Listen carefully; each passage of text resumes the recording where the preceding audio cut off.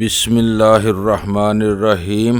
گمنام ہیرو کے معزز ناظرین، السلام علیکم۔ آئیے چلتے ہیں کہانی کی طرف۔ چاچا، خدا کے لیے ایک رات تو میرے مہمان رہو، کسی اور ناطے بھی تم پر میرا کوئی حق ہے؟ میں نے سسکتے ہوئے کہا۔ نہیں بچہ، میں تمہارا اتنا وقت بھی نہ لیتا، لیکن اب مطمئن ہو کر واپس جا رہا ہوں۔ تمہارا وقت، تمہاری ایک ایک سانس قوم کی امانت ہے۔ اتنا کہہ کر انہوں نے مجھے گلے سے لگایا، پھر باری باری باقی جوانوں سے گلے ملے اور واپس چلے گئے۔ دوسرے روز جب میں کسی تازہ خیر خبر کا منتظر تھا، وائرلیس میں زندگی پیدا ہوئی۔ آپریٹر نے ایئر فون کانوں سے لگا لیا۔ دوسری سمت سے ملنے والی اطلاع وہ اپنے سامنے رکھے کاغذ پر نوٹ کرتا جا رہا تھا۔ جیسے ہی سلسلہ منقطع ہوا، وہ پھرتی سے ایئر فون اتار کر میری طرف بڑھا۔ پیغام کوڈ ورڈز میں آیا تھا، جس میں بتایا گیا تھا کہ ایک مقامی ہمدرد کی اطلاع کے مطابق ڈھاکہ کے ایک بازار میں کچھ مشتبہ لوگ ایک مکان میں جمع ہیں۔ اس کے علاوہ بھی اس نے پر اسرار لوگوں کی آمد و رفت اور کچھ حرکتیں یہاں نوٹ کی تھیں۔ جس جگہ سے متعلق اطلاع ملی تھی، وہاں فوج کا پہنچ کر کارروائی کرنا بالکل بے سود تھا۔ ہم لوگ ظاہر ہے کہ وردیاں پہن کر جاتے اور بازار میں داخل ہوتے ہی پہچانے جاتے، جس کے بعد ان لوگوں کا خبردار ہونا یقینی تھا۔ ان تخریب کاروں سے ایک بڑا خطرہ یہ بھی موجود رہتا تھا کہ یہ پرامن شہریوں کو یرغمال بنا کر بلیک میلنگ شروع کر دیتے تھے۔ اس سے پہلے کچھ واقعات ایسے ہو چکے تھے، جس کے بعد سے ہم لوگ خاصے محتاط ہو گئے تھے۔ میں نے فوراً اپنے اسپیشل اسکواڈ کے جوانوں کو بلایا۔ ہمارے صوبے دار صاحب نے ہر علاقہ اچھی طرح دیکھا بالا ہوا تھا، جبکہ مجھے اس کی کوئی خبر نہیں تھی۔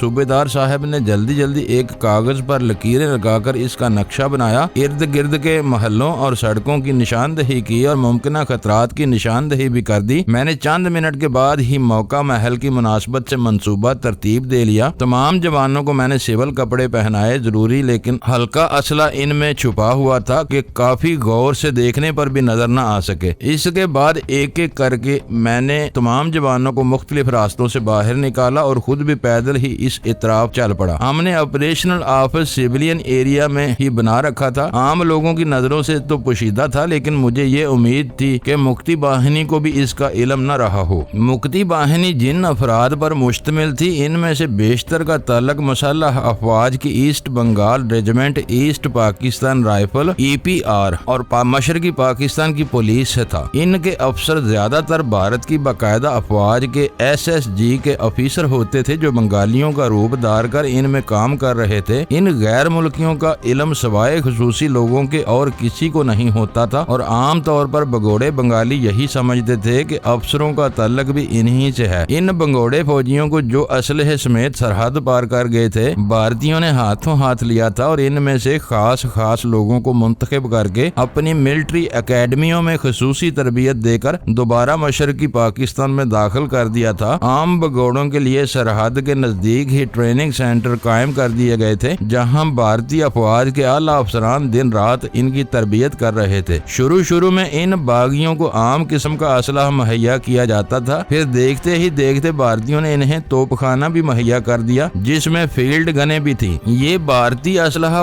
بڑے منظم اور خفیہ طریقے سے ان کو پہنچ رہا تھا۔ اس کے لیے بھارتی افواج کی سب سے بڑی مدد ان ندی نالوں اور جنگلات کے چھوٹے سلسلوں نے کی، جو یہاں قدم قدم پر پائے جاتے تھے۔ بھارت کے ساتھ مشرقی پاکستان کی سینکڑوں میل لمبی سرحد ملتی تھی، اور ہمارے پاس تھوڑی نفری موجود تھی۔ یا تو ہم اندرون ملک ان کی تخریبی کارروائیوں پر کنٹرول کر پاتے، یا پھر سرحدوں کے چپے چپے پر اپنے جوانوں کو کھڑا کر دیتے۔ سرحد سے مشرقی پاکستان کے تمام شہروں تک دریاؤں اور ندی نالوں کے سلسلے پھیلے ہوئے تھے۔ مکتی باہنی کے تخریب کار سرحد پر اسلحہ وصول کر کے ندی نالوں میں کشتیوں کے ذریعے آگے بڑھا دیتے، اور مختلف ہاتھوں سے گزر کر وہ بالآخر اپنے مطلوبہ مقام پر پہنچ جاتا۔ یہ کام وہ سیدھے سادے مانجیوں کا روپ دار کر کرتے تھے۔ ہم سارے مشرقی پاکستان کے ندی نالوں کی ناکہ بندی نہیں کر سکتے تھے۔ پھر بدقسمتی سے مقامی آبادی اپنی مرضی سے یا خوفزدہ ہو کر بہرحال ان کی مدد کرتی تھی اور انہیں متبادل راستے مہیا کر دیتی تھی۔ اس کے برعکس ہمارے ساتھ عدم تعاون کیا جاتا۔ اکثر ہمارے ٹروپس کو بہکا کر وہ لوگ مکتی باہنی کے گھیرے میں لے جاتے اور خود کھسک جاتے۔ اگر مکتی باہنی کو شک گزرتا کہ کوئی بنگالی ہماری مدد کر رہا ہے، تو وہ اسے ہر صورت موت کے گھاٹ اتار دیتے، خواہ اس کے لیے انہیں کتنی ہی بڑی قربانی کیوں نہ دینی پڑتی۔ اس طرح سے اصل میں وہ لوگوں کو مجبور کر دیتے کہ وہ صرف ان کی مدد کریں اور ان کے اشاروں پر آنکھیں بند کر کے عمل پیرا ہوں۔ مکتی باہنی نے اپنی کارروائیوں کا آغاز بھی محب وطن لوگوں پر حملہ کرنے، ان کی املاک لوٹنے اور نظر آتش کرنے سے کیا تھا۔ انہوں نے چن چن کر ایسے تمام لوگوں کو قتل کر دیا جن کے متعلق انہیں ذرا سا بھی شک تھا کہ وہ پاکستان سے ہمدردی رکھتے ہیں، لیکن آفرین ہے ان لوگوں پر بھی کہ وہ اتنا ظلم اور زیادتیاں برداشت کرنے کے باوجود صرف پاکستان کا دم بھرتے تھے اور ہمارے سامنے کبھی حرف شکایت زبان پر نہ لاتے۔ آج بھی جب ان سرفروشوں کی قربانیاں یاد آتی ہیں تو بے اختیار میری پلکیں نم ہو جاتی ہیں اور سر فرت عقیدت سے ان شہیدوں کے حضور جھک جاتا ہے۔ میرا ایمان ہے کہ ان کی قربانیاں ضرور رنگ لائیں گی۔ اپنے ہی محب وطن افراد ہماری چوری چھپے مدد کیا کرتے تھے اور خفیہ اطلاعات ہمیں پہنچایا کرتے تھے۔ گو کہ ان کی آڑ میں مکتی باہنی والے اپنا کام دکھا جاتے تھے۔ وہ اپنے آدمیوں کو ہماری ہمدردی کا لبادہ اڑا کر ان لوگوں میں داخل کر دیتے اور غلط اطلاعات پہنچا کر ہمارے جوانوں کو ان کے سامنے چارہ بنا کر پیش کرتے۔ کئی مرتبہ ایسی اطلاعات غلط ثابت ہو چکی تھی، لیکن ہمیں ان پر عمل ضرور کرنا پڑتا تھا کیونکہ اس کے سوا اور چارہ ہی نہیں تھا۔ آج بھی ایسے ہی ایک محب وطن کی اطلاع پر ہم یہ کارروائی کرنے جا رہے تھے۔ سب سے پہلے میں اور صوبیدار صاحب سویلین کپڑوں میں وہاں پہنچے تھے۔ مطلوبہ مکان کے نزدیک جا کر ہم نے اس کے چاروں اطراف گھوم پھر کر اس کا جائزہ لیا۔ یہ 2 منزلہ مکان تھا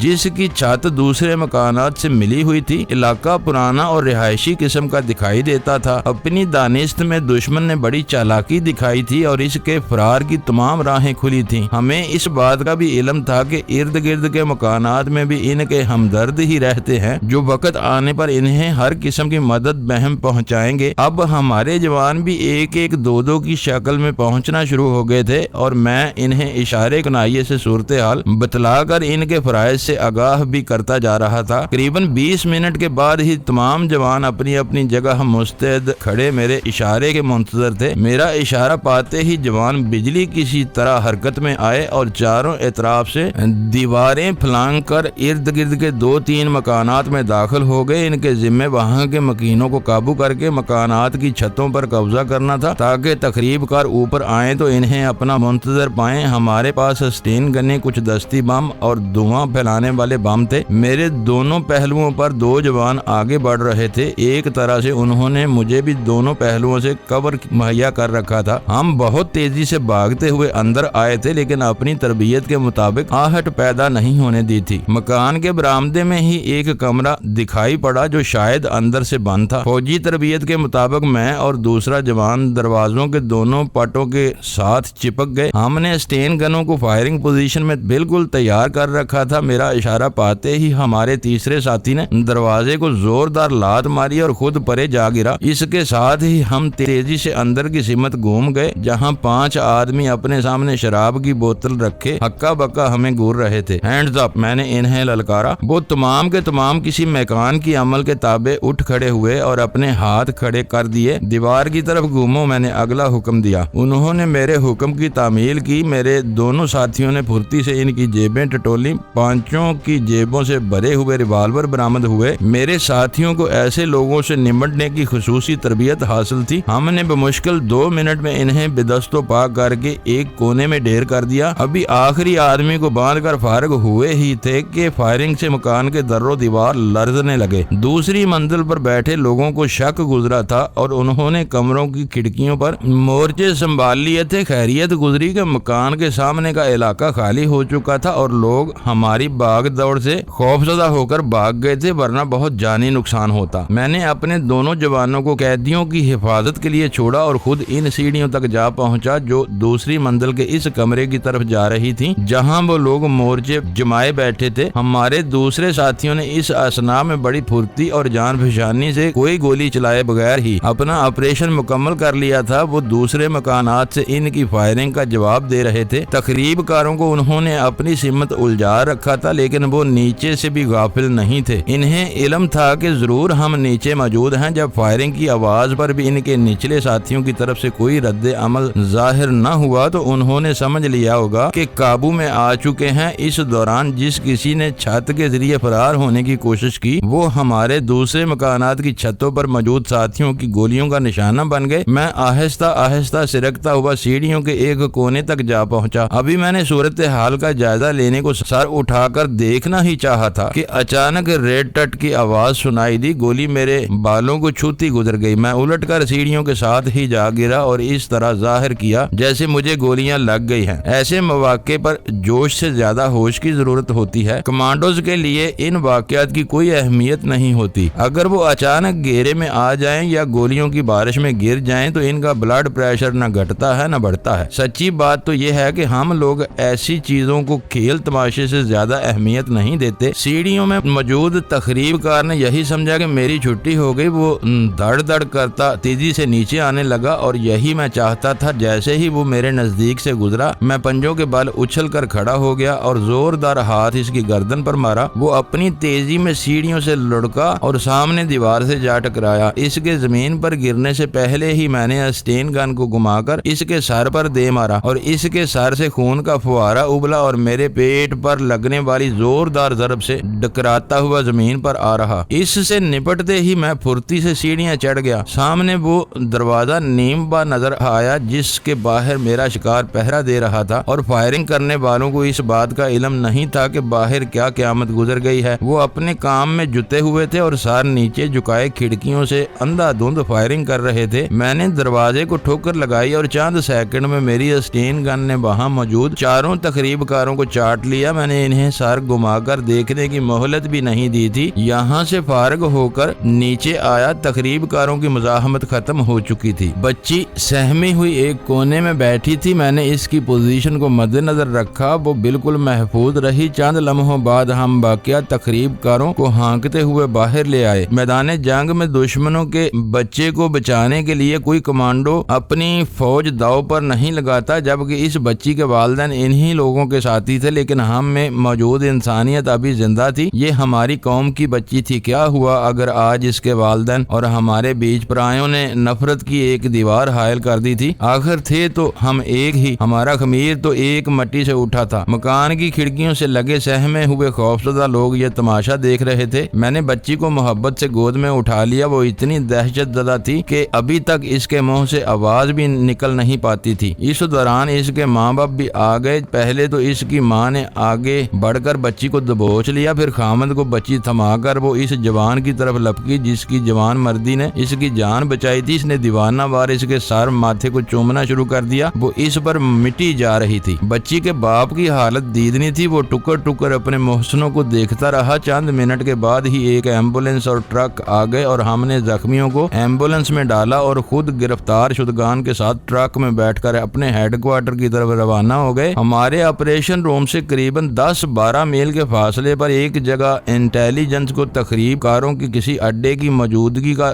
شک گزرا۔ انہوں نے وہاں نگرانی کے لیے رضاکاروں کی ڈیوٹیاں لگانی شروع کر دیں۔ یہ رضاکار چونکہ مقامی لوگ ہی ہوتے تھے اس لیے وہ تخریب کاروں کی نظروں میں آنے سے بچے رہتے تھے، لیکن ہماری انٹیلیجنس چکرا کر رہ گئی۔ انہوں نے اب تک 3 رضاکاروں کی یکے بعد دیگرے یہاں ڈیوٹی لگائی تھی، لیکن تینوں ہی یکے بعد دیگرے غائب ہو گئے۔ سمجھ میں نہیں آتا تھا کہ انہیں زمین کھا جاتی تھی یا آسمان نگل جاتا تھا۔ شام کو جو شخص روانہ ہوتا اگلے روز واپس نہ آتا۔ 2-3 روز تک تو اس کا انتظار کیا جاتا، پھر دوسرا رضاکار اس کی جگہ سنبھال لیتا، لیکن اس کا بھی وہی انجام ہوتا۔ تیسرے رضاکار کی گمشدگی نے تو چکرا کر رکھ دیا۔ میں نے لاکھ سر پیٹا لیکن کچھ پلے نہ پڑا کہ آخر یہ لوگ جاتے کہاں ہیں۔ کافی سوچ بچار کے بعد میں نے خود اس علاقے میں ریکی کرنے کا فیصلہ کیا۔ میں مشتبہ جگہ کے نزدیک سڑک سے ہٹ کر ایک جگہ فقیری لبادہ اوڑے دونی رچا کر بیٹھ گیا۔ اپنی شناخت محفوظ رکھنے کے لیے میں نے خود کو وہاں گونگا پیر کے نام سے مشہور کروا دیا۔ شہرت کا فریضہ ہمارے دوست عناصر نے سر انجام دیا۔ انہوں نے مقامی آبادی میں یہ بات پھیلا دی کہ پیر جی پہلے چاٹ گام کے کسی پہاڑی علاقے میں رہتے تھے، اب اپنے مرشد کے حکم سے لوگوں کو فیض پہنچانے کے لیے یہاں چلے آئے ہیں۔ تو ہم پرستی وہاں عام تھی۔ 4-5 روز ہی میں میرے گرد لوگوں کا تانتا بند گیا۔ آنے والوں میں بیس بدلے ہوئے ہمارے دوست بھی ہوتے تھے اور دشمن بھی، خصوصاً اس علاقے کے تخریب کاروں کے ساتھی تو روزانہ گھنٹوں میرے پاس رہ کر میرے معمولات کا جائزہ لیتے رہتے، لیکن کیا مجال جو کسی کو کبھی مجھ پر ذرا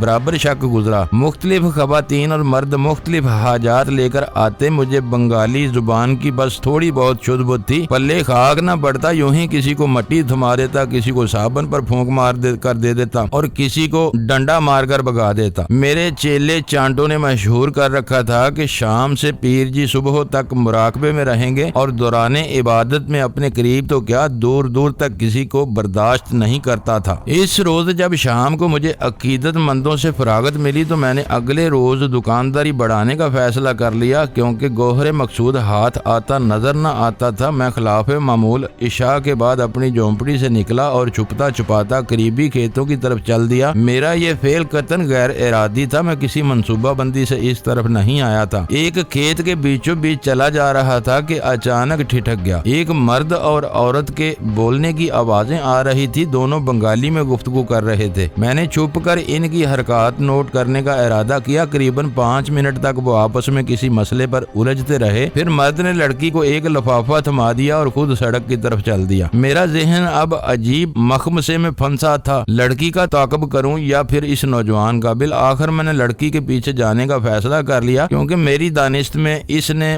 مرد سے کوئی پیغام وصول کیا تھا۔ یہ پیغام کیا تھا، کس کے لیے تھا، مجھے اس بات کا کھوج لگانا تھا۔ بلی کی طرح دبے قدموں میں بغیر آہٹ پیدا کیے اس کے پیچھے پیچھے چلا جا رہا تھا۔ گاؤں کے باہر ہی وہ ایک ویران سی حویلی میں داخل ہو گئی۔ میرے اندازے کے مطابق اس حویلی میں کسی کا قیام نہیں تھا، کیونکہ اس کی حالت قدیم کھنڈروں کی سی نظر آ رہی تھی۔ لڑکی کے اندر داخل ہونے کے بعد میں بے چینی سے اس کا انتظار کرنے لگا۔ تقریباً 10 منٹ اس جان لیوا انتظار کی نظر ہو گئے، لیکن اس نے نہ آنا تھا نہ آئی۔ میں نے تمام احتیاطیں بالائے طاق رکھتے ہوئے خود اس اسرار سے پردہ اٹھانے کا فیصلہ کر لیا۔ اپنے لمبے چوگے میں رکھے ریوالور کو تھپ تھپا کر میں محتاط قدموں سے اس سمت چل دیا۔ حویلی سائیں سائیں کر رہی تھی، بلکہ یہ کہنا زیادہ مناسب ہوگا کہ انسانوں کی بجائے بھوتوں کا مسکن دکھائی دیتی تھی۔ میں دائیں ہاتھ ایک کمرے کی طرف چل دیا جہاں میری چھٹی حص نے کسی کی موجودگی کی نشاندہی کی تھی، اور ابھی میں بمشکل وہاں تک پہنچا ہی تھا کہ اچانک تیز روشنی سے میری آنکھیں چندیا گئیں۔ کسی نے طاقتور ٹارچ کی روشنی براہ راست میری آنکھوں میں ڈالی۔ اس روشنی میں جب میری آنکھیں کچھ دیکھنے کے قابل ہوئیں تو ٹارچ بردار کے ساتھ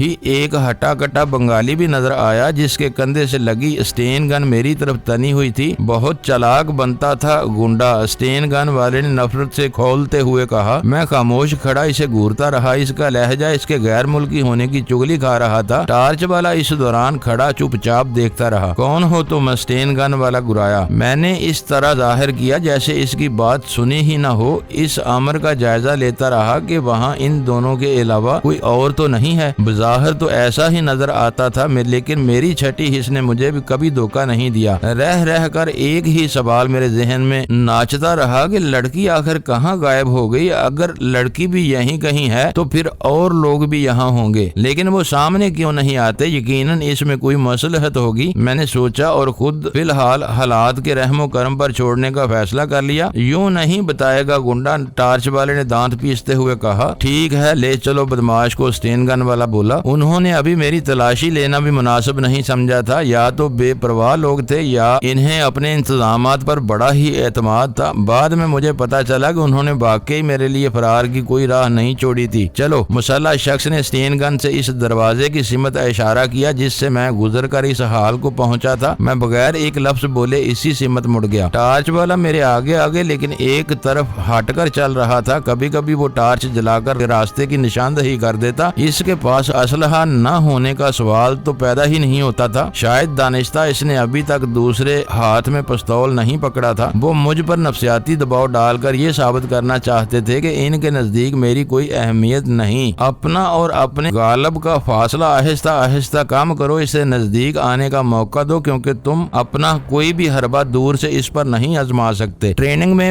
پڑھایا سبق مجھے بخوبی یاد تھا، میں نے اس کی بھی مشق کی تھی، مگر عملی طور پر آج پہلی مرتبہ آزمانے جا رہا تھا۔ بے شک وہ تعداد میں زیادہ تھے اور مقامی آبادی کی ہمدردیاں انہیں حاصل تھیں، لیکن چالاک اور مضبوط ترین دشمن بھی جب اپنے زیر دست سے بے پرواہی برتے تو اسے بے وقوف ہی سمجھا جاتا ہے۔ اپنی تربیت کے مطابق میں نے گرفتار غیر محسوس طریقے سے کم کر لی تھی اور اسے نزدیک آنے کا موقع دے رہا تھا۔ ٹارچ والا اب بھی ہمارے آگے آگے جا رہا تھا، وہ راستے کی نشاندہی کرتا جا رہا تھا یا وہاں چھپے ہوئے اپنے ساتھیوں کو سگنل دے رہا تھا۔ ہم دروازے تک پہنچ پہنچ چکے تھے۔ میرے اور اسٹین گن بردار کے درمیان فاصلہ کم ہوتے ہوتے بمشکل 2-3 فٹ رہ گیا تھا۔ اب صورتحال کچھ یوں تھی کہ ٹارچ والا دروازے سے باہر پہنچ چکا تھا، میں دروازے پر اور وہ میرے بالکل قریب۔ ایسے سنہری موقع سے فائدہ نہ اٹھانا کفران نعمت ہوتا۔ میں کسی میکان کی عمل کی طرح یکدم نیچے جھکا اور بائیں ایڑی پر گھوم گیا۔ اس تیز ترین عمل کا اختتامی لمحہ اس کی پسلیوں پر قیامت ڈھا گیا۔ میرے بائیں بازو کی کوہنی جس قوت سے اس کی پسلیوں میں لگی تھی، اس کے سامنے بڑے بڑے ہیوی ویٹ پہلوان بھی نہ ٹھہر پاتے۔ ایک کربناک راہ اس کے ہونٹوں سے پھسلی اور اسٹین گن ہاتھوں سے اچھل کر پرے جا گری۔ وہ ڈکراتا ہوا آگے کی سمت جھکا، لیکن زمین بوس ہونے سے پہلے میرا زوردار گھٹنا اس کے زیریں حصے پر لگا۔ اس نے لڑکھڑاتے سنبھلنا چاہا، مگر میری دونوں ہتھیلیوں کی ضرب اس قوت سے اس کی کنپٹیوں پر لگی کہ یقیناً اس کی ہڈیاں تڑک گئی ہوں گی۔ وہ برقی آرے سے کٹ جانے والے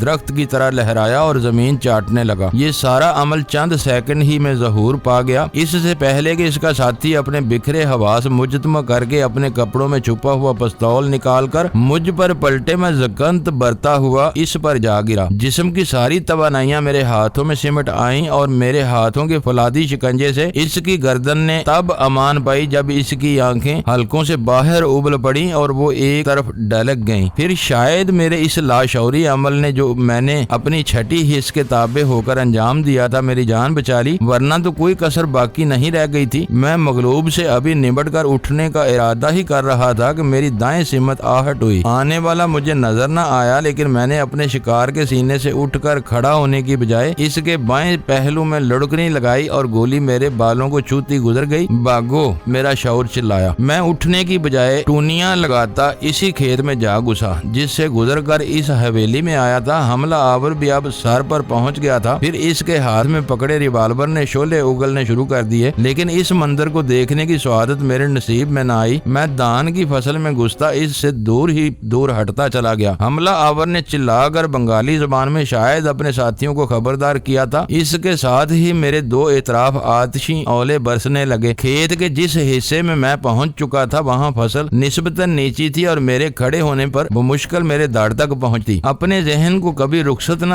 دینا، حواس مختل نہ ہونے پائیں، پنجے مضبوطی سے زمین پر ٹکیں، جسم کو لچکیلا کر لو، داڑھ کو اس سمت میں جھکاؤ جس سمت میں پاؤں ہوں، سمت درست رکھو لیکن سیدھے کبھی نہ بھاگو، بد مست ہاتھی کی طرح جھومتے ہوئے چلو لیکن اس شرابی کی مانند نہیں جسے اپنے جسم و ذہن پر اعتبار نہیں رہتا۔ میرا خضر صورت انسٹرکٹر میرے سامنے کھڑا ہدایتیں دے رہا تھا۔ چوہے بلی کا یہ کھیل تقریباً 8-10 منٹ جاری رہا۔ ابھی تک مجھے ایک ایڈوانٹیج حاصل تھا کہ میرے سامنے کی سمت محفوظ تھی اور اسی سمت کو میں گول پوائنٹ سمجھ کر بھاگ رہا تھا۔ یہ راستہ کدھر جاتا ہے مجھے اس کا علم نہیں تھا۔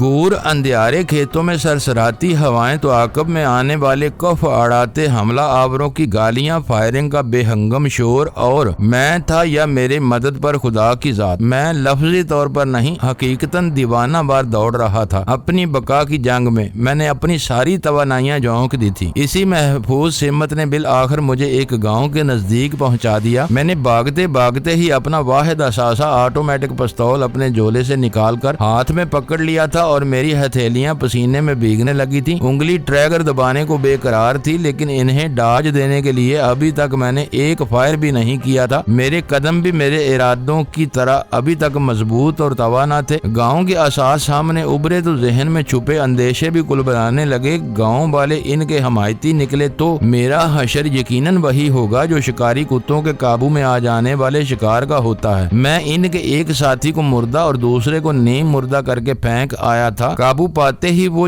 جوش و جنون اور انتقام میں میری تکا بوٹی کاٹ ڈالتے۔ سمت بدل لوں؟ میں نے خود سے سوال کیا۔ ہاں، اور بے بس چوپائے کی طرح ان کے جال میں پھنس جاؤ، ذہن نے طنز کیا۔ ٹریننگ کے سبق خفیہ آتش فشانوں کی طرح ذہن کے اندھیاروں میں روشن ہونے لگے۔ سمت درست رکھو، جب تک سامنے سے مزاحمت نہ ہو اس طرف بھاگتے رہو، میرے انسٹرکٹر صاحب نے ڈانٹ پلائی۔ اوکے سر، میں مسکرایا۔ گاؤں نزدیک آتا جا رہا تھا۔ میں نے ابھی تک کاشت شدہ علاقے سے باہر بھاگنے کا رسک نہیں لیا تھا۔ ایک جگہ پہنچ کر میں نے اپنا چولا اتارا اور کھیتوں میں پھینک دیا۔ اپنی دانست میں اس طرح میں نے انہیں ڈاج دینے کی کوشش کی تھی۔ گاؤں کے آثار اب واضح ہو چکے تھے۔ میں نے چاہا تو یہی تھا کہ گاؤں کی ایک سمت سے کترا کر آگے نکل جاؤں گا، لیکن دل کی دل ہی میں رہ گئی۔ ایک طرف طرف سے ہاتھوں میں لالٹینیں پکڑے ایک جلوس جیے بنگلہ دیش کے نعرے لگاتا ہوا نمودار ہو رہا تھا۔ خیریت گزری کہ میں ایسی جگہ کھڑا تھا جہاں انہیں نظر نہیں آ سکتا تھا۔ اس جلوس کے آگے 2-3 مسلح گنڈے تھے جنہوں نے ہاتھوں میں خود کار بھارتی رائفلیں تھام رکھی تھیں اور گلا پھاڑ پھاڑ کر لوگوں کو ہدایت دے رہے تھے۔ میں جہاں تھا وہیں جم کے رہ گیا۔ فی الحال ان کی نظروں میں آنا کسی طور مناسب نہیں تھا۔ میں نے پناہ کے لیے نظریں دوڑائیں اور اپنے نزدیک ہی گاؤں سے کچھ فاصلے پر ایک کمرہ نما کھنڈر کو جائے امام جان کر تعاقب کرنے والوں کی نظروں سے بچتا بچاتا وہیں دبک کر بیٹھ رہا۔ ادھر شاید کسی کی نظر میرے پھینکے ہوئے چولے پر پڑ گئی تھی کیونکہ وہ لوگ اس جگہ اکٹھے ہو رہے تھے۔ پھر میں نے انہیں ہانکا کرنے والوں کی طرح کھیتوں کے وسیع سلسلے کو گھیرے میں لیتے دیکھا۔ آتشی اسلحہ تو تھوڑے لوگوں کے پاس تھا لیکن زیادہ تر لوگ کلہاڑیوں اور لوہے کی سلاخوں سے لیس تھے۔ میں نے ان لمحات کو غنیمت جانا اور اس سے پہلے کہ وہ کھیتوں میں میری تلاش سے مایوس ہو کر گاؤں کو پلٹے میں باہر نکل آیا اور تانبے تقدیر گاؤں کی طرف چل دیا۔ گاؤں کی زندگی آہستہ آہستہ بیدار ہو رہی تھی۔ مختلف گھروں کی جلتی بجھتی روشنیاں بھی مد نظر تھیں لیکن باہر سے گاؤں بہرحال زیادہ محفوظ تھا۔ ممکن تھا کہ یہاں کچھ لوگ ہمارے حمایتی بھی ہوں کیونکہ ابھی حالات اتنے بھی نہیں بدلے تھے کہ سارا ملک ہی ہمارا دشمن بن جاتا۔ دوسری امید اپنے لوگوں سے بھی تھی۔ میری خفیہ نگرانی بہرحال کی جا رہی تھی اور مجھے اچانک غائب پا کر میرے ساتھیوں کا تشویش میں مبتلا ہونا بھی ضروری تھا۔ خطرے کا احساس ہوتے ہی وہ میری تلاش میں نکل پڑتے۔ گاؤں سے باہر کا علاقہ ان کے لیے کھلی شکار گاہ ثابت ہوتا اور وہ کسی بھی لمحے مجھے گھیر کر مار ڈالتے۔ یوں بے بس چوہے کی طرح مر جانا کسی بھی کمانڈو کے لیے شایان شان نہیں ہوتا۔ چند لمحوں کے بعد ہی ایک فیصلے پر پہنچ کر میں نے گاؤں کا رخ کر لیا۔ میرا ارادہ یہی تھا کہ اگر واسطہ مکتی باہنی کے لوگوں سے پڑا تو انہیں یرغمال بنا کر فرار کی کوئی صورت ممکن تھی، یا اگر مرنا ہی مقدر ٹھہرا تو کیوں نہ 2-3 چاق کو مار کر مروں۔ یہاں تو میرے ننھے سے پستول کی حیثیت پلاسٹک کے کھلونے سے زیادہ نہیں تھی۔ جس سمت سے میں گاؤں کی طرف بڑھ رہا تھا وہاں مکانات کی دیواریں کھیتوں سے ملی ہوئی تھیں۔ میں نے ایک گھر تاکا اور اس کی بیرونی دیوار ایک ہی جست میں عبور کر کے صحن میں پہنچ گیا۔ میرے سامنے ایک چھوٹا سا کمرہ تھا جس کی کھڑکی سے لگا میں سن گن لینے کی کوشش کر رہا تھا۔ مکان میں اندھیرا تھا لیکن کمرے سے کسی کے آہستہ آہستہ بولنے کی آوازیں آ رہی تھی۔ میری خوشی کی انتہا نہ رہی جب غور کرنے پر علم ہوا کہ وہ لوگ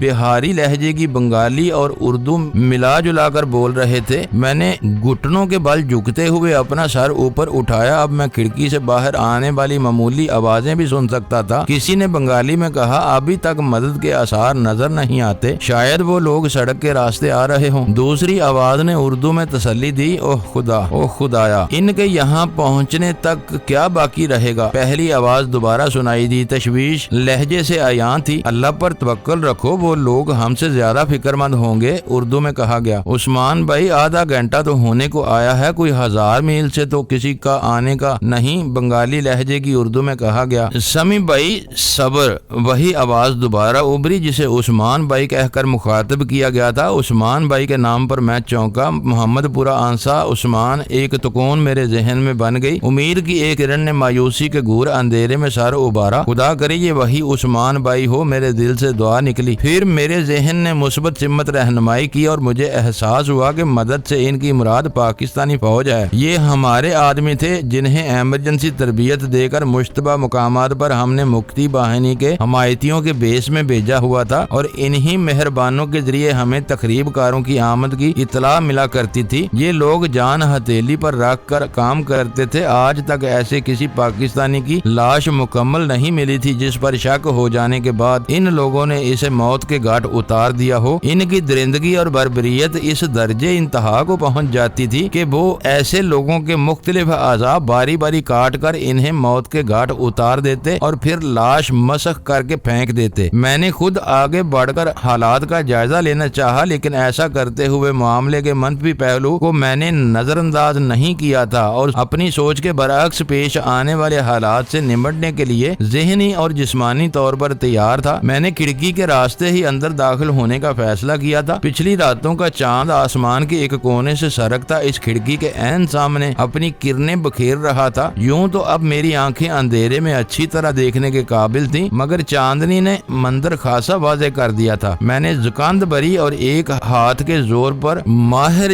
جمناسٹر شوٹروں کی طرح اچھل کر کھڑکی کے راستے کمرے کے اندر آ گرا۔ میرے دوسرے ہاتھ میں پکڑے پستول کا رخ کمرے میں موجود لوگوں کی طرف تھا جو چاندنی میں نہائے میرے سامنے کھڑے تھے۔ میری اچانک آمد نے انہیں چند لمحوں کے لیے بکھلا دیا۔ ہینڈز اپ، میں نے سرگوشی کی۔ دونوں نے ہڑبڑا کر ہاتھ اٹھا دیے۔ دونوں کے منہ میری طرف ہوئے تو بے ساختہ میرے منہ سے عثمان بھائی نکلا۔ وہ واقعی آنسا کا بھائی تھا۔ آپ؟ اس نے نتائج سے بے پرواہ ہو کر ہاتھ گرا دیے۔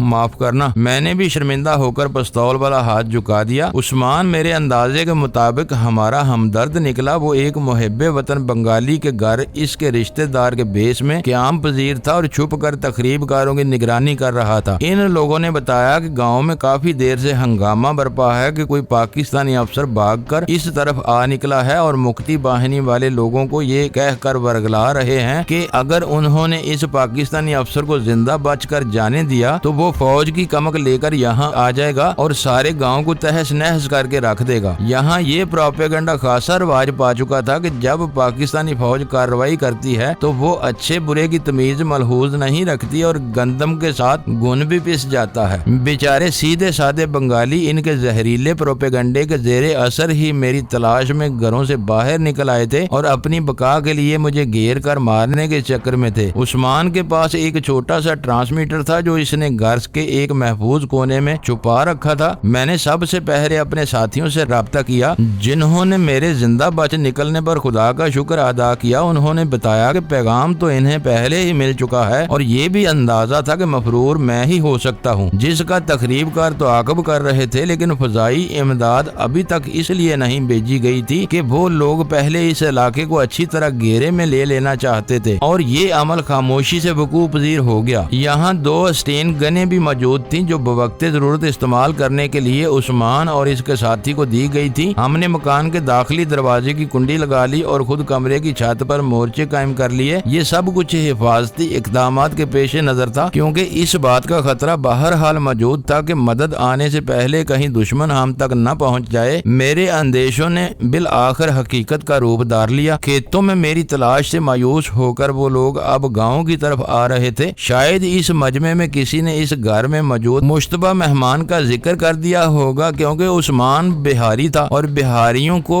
وہ لوگ شک کی نظر سے دیکھتے تھے۔ پھر کیا تھا، ہجوم چیختا چنگاڑتا اس مکان کی طرف بڑھنے لگا۔ ہمارے بنگالی دوست کا تو خوف کے مارے برا حال تھا۔ مجھے ہجوم سے زیادہ اس کی فکر دامن گیر تھی۔ ڈر تھا کہ دہشت سے اس کا ہارٹ ہی فیل نہ ہو جائے۔ عثمان کے حواس البتہ بحال تھے۔ شاید میرے سامنے وہ بزدلی کا مظاہرہ نہیں کرنا چاہتا تھا، ورنہ ایسے حالات میں تو اچھے بھلے جیدار کا پتا پانی ہونے لگتا ہے۔ ہم دونوں نے دہشت زدہ بنگالی کو اپنے درمیان لٹا رکھا تھا اور چھت کے 2 اطراف پوزیشنیں سنبھالے بیٹھے تھے۔ ابھی وہ لوگ کچھ دور ہی تھے کہ میں نے ہوا میں گولیاں چلا کر انہیں خبردار کیا۔ میرا مقصد کسی کو ہلاک کرنا ہرگز نہ تھا۔ میری تو صرف یہ خواہش تھی کہ کسی طرح مدد آنے تک ان لوگوں کو خود سے دور رکھوں۔ گولیوں کی آواز سنتے ہی ان کے قدموں کو زمین نے جکڑ لیا۔ بالکل اسی انداز میں وہ واپس بھاگنے لگے۔ پھر ان کے لیڈروں کے چلانے پر وہ رک گئے اور دوبارہ آگے بڑھے۔ وہ مسلح تقریب کار جو ان کے لیڈر بنے ہوئے تھے فائرنگ کرتے ان کے آگے چل رہے تھے اور بقیہ لوگ باقاعدہ فوجیوں کی طرح ان کی آڑ میں پیش قدمی کرتے ہماری طرف آ رہے تھے۔ میں نے بادل نخواستہ ان پر براہ راست فائرنگ شروع کر دی۔ مکان کی پوزیشن ایسی تھی کہ وہ گاؤں سے الگ تھلگ نظر آ رہا تھا۔ پہلے ہی حلے میں نے 2 حملہ آوروں کو جہنم رسید ہوتے دیکھا۔ باقی لوگ پیچھے ہٹ گئے اور اب انہوں نے مکان کو 3 اطراف سے گھیرے میں لے کر آگے بڑھنا شروع کیا۔ میں نے عثمان کو دوبارہ گولی چلانے کو کہا اور خود پھرتی سے پوزیشن بدل کر باقی اطراف سے اس طرح باری باری فائرنگ کرنے لگا کہ دشمن کو یوں گمان گزرے کہ وہاں ان کے مقابلے کے لیے کافی لوگ موجود ہیں۔ اس طرح فائرنگ کرنے کی کمانڈوز کو خاص تربیت دی جاتی ہے۔ مجھے خود سے زیادہ ان دونوں کی فکر تھی۔ کمانڈوز تو ایسے انجام سے دوچار ہونے کے لیے ہمیشہ ہی تیار رہا کرتے ہیں، لیکن وہ بیچارے بھی میرے چکر ساتھ ہی مارے جاتے۔ ہمارے پاس بمشکل اتنی گولیاں تھیں کہ اسی رفتار سے فائرنگ کرتے ہوئے ہم مزید 10 منٹ تک انہیں خود سے دور رکھ سکتے تھے اور اس سے کم رفتار سے فائرنگ ممکن نہ تھی، ورنہ وہ لوگ کہیں سے بھی خلا پا کر ہم پر چڑھ دوڑتے۔ اب آہستہ آہستہ گولیوں کا ذخیرہ کم ہوتا جا رہا تھا۔ حملہ آوروں کو بھی ہمارے اس کمزور پہلو کا علم تھا اور وہ بڑی بے چینی سے اس وقت کے منتظر تھے جب ہمارے پاس گولیاں ختم ہو جائیں اور ہم بے بس چوہوں کی طرح مارے جائیں۔ وقت کی نزاکت کا احساس کرتے ہوئے میں نے عثمان کو فائرنگ روکنے کا حکم دیا۔ میں اب سوچ سمجھ کر گولیاں استعمال کرنا اور زیادہ سے زیادہ دیر تک انہیں الجھا کر مدد کا انتظار کرنا چاہتا تھا۔ جس طرف سے وہ لوگ پیش قدمی کرتے میں پھرتی سے اس طرف رخ بدل کر فائرنگ کرنے لگتا۔ اب انہوں نے بھی فائرنگ شروع کر دی تھی اور چارج کرنے کے موڈ میں نظر آتے تھے۔ میں نے عثمان سے کہا کہ وہ اپنے دوست کے ساتھ کھیتوں کے راستے سے جو کسی حد تک محفوظ تھا فرار ہو جائے۔ اس اثناء میں ان لوگوں کو الجھائے رکھوں گا، لیکن اس بغیرت انسان نے یہ گوارا نہ کیا۔ کیا بات کرتے ہو بھائی، ابھی میرا خون اتنا سفید نہیں ہوا، ہمارا جینا مرنا ساتھ ہوگا، اس نے پرعزم لہجے میں کہا۔ میں نے ایک نظر اس ایثار کے پتلے پر ڈالی اور دوبارہ اپنے کام میں جت گیا۔ جس وقت اسٹین گن کے میگزین میں آخری گولیاں بھر رہا تھا، عین اس لمحے قدرت کو ہماری حالت پر رحم آ گیا اور دور آسمان پر گڑ گڑاہٹ سنائی دی۔ ہم نے پر امید نظروں سے اس طرف دیکھا تو گن شپ ہیلی کاپٹر کی جلتی بجھتی روشنیوں پر نظر پڑی، جنہیں دیکھتے ہی ہمارے ارد گرد پھیلے اندھیرے چھٹ گئے۔ حملہ آوروں نے بھی شاید ہیلی کاپٹر کو دیکھ لیا تھا، کیونکہ انہوں نے فائرنگ تیز کر دی تھی۔ وہ دیوانہ بھر گولیاں چلا رہے تھے۔ اب ان کے حملوں میں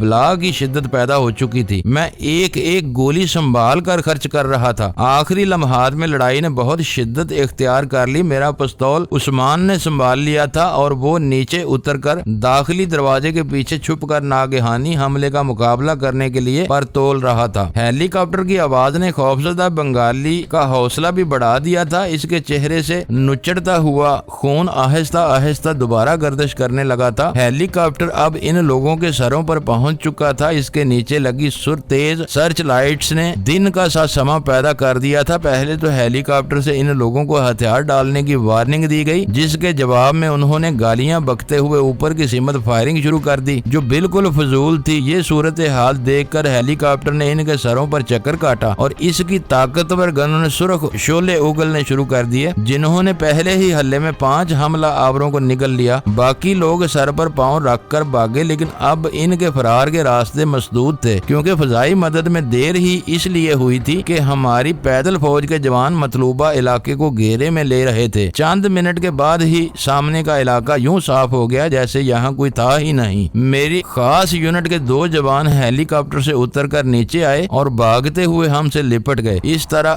گھیرے میں آ کر ہمارا بچ نکلنا یقیناً معجزے سے کم نہیں تھا۔ ہم سب خدا کا شکر بجا لائے۔ پیدل فورس نے اپنا گھیرا تنگ کرنا شروع کر دیا اور اکا دکا گولیاں چلنے کی آوازیں بھی سنائی دینے لگی تھی۔ شاید وہ لوگ معمولی سی مزاحمت کر رہے تھے۔ قریباً آدھے گھنٹے کے بعد یہ آپریشن پایا تکمیل کو پہنچا اور اس کے تھوڑی ہی دیر بعد ہم لوگ ایک فوجی ٹرک میں اپنے ہیڈ کوارٹر کی طرف واپس جا رہے تھے۔ ہیڈ کوارٹر پہنچ کر مجھے عثمان کے متعلق مزید معلومات حاصل ہوئیں۔ وہ ہمارا خصوصی مددگار تھا اور اب تک ہمارے لیے بہت سے کارنامے سر انجام دے چکا تھا۔ ہمارے افسران عثمان جیسے محب وطن لوگوں کے تعاون سے رضاکاروں پر مشتمل مجاہد فورس، جس نے آگے چل کر البدر اور الشمس کی شکل اختیار کی، منظم کرنے کے لیے کوشاں تھے، اور عثمان اس علاقے میں ہمارے لیے خصوصی خدمات انجام دے رہا تھا۔ وہ ایم اے کا طالب علم تھا، لیکن اپنا سب کچھ داؤ پر لگا کر ہمارے لیے کام کر رہا تھا، کیونکہ ایسے لوگ جو کھل کر ہماری حمایت کرتے تھے یا ہمارے ساتھ عملی خدمات سر انجام دیا کرتے، جلد یا بدیر مقامی غداروں کی وجہ سے مکتی باہنی کے تخریب کاروں کی نظر میں آ جایا کرتے تھے، اور اس کے بعد ان کا انجام ہمارے تصورات سے بھی بھیانک ہوتا تھا۔